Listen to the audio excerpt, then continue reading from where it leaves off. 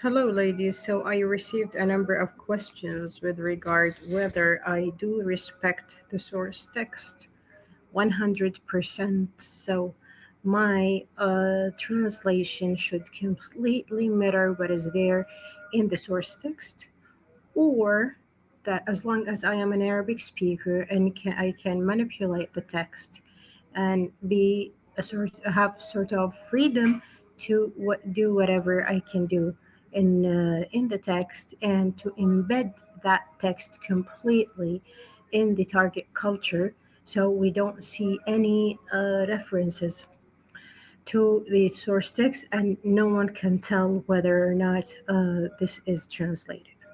So I think I need to explain with a diagram here.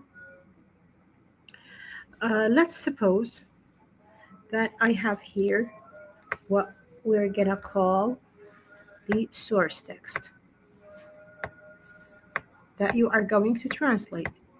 And I have here the target text that I will be working on, and I'm trying to reach a level of perfection. I have here, let me change the color, what we call the translator continuum.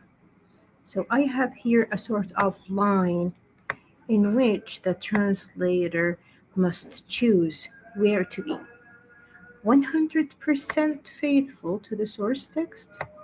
Some of the translators are even faithful to the full stop, to the period, to the comma, etc. Or I can be somewhere here,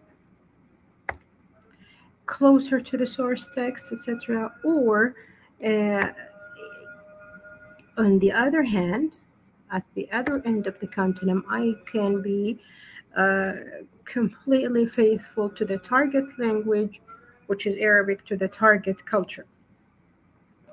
So where do I choose to be? So here is the you as a translator. Where can I be? This depends on a number of factors, and the most important factor is the type of the text.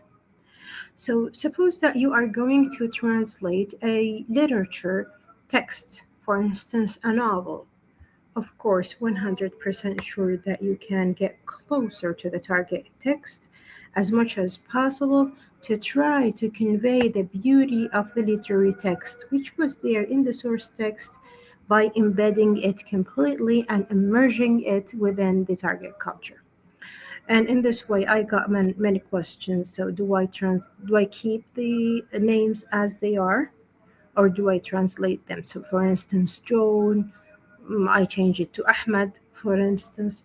This depends also on how much you want to be faithful to the source text. Of course, if you change it to Ahmed, this will be more appealing to the Arabic ear, and you will embed it. The same thing, for instance, if they are jokingly referring to a well-known university such as مثلا are you studying at Harvard University?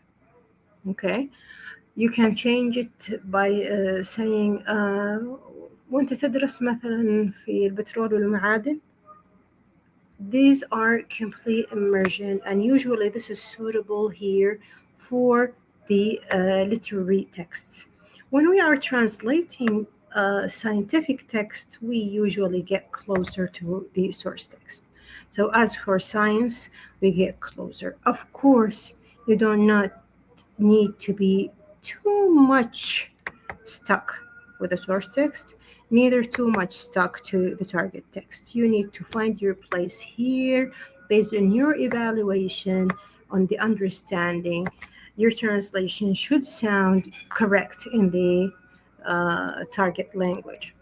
Usually in scientific texts, we want to keep whatever said as it is, and but this doesn't mean that I sound weird, or this should at all sound a translated piece of work. So I hope that this answered your questions with regard whether to change names or what to do.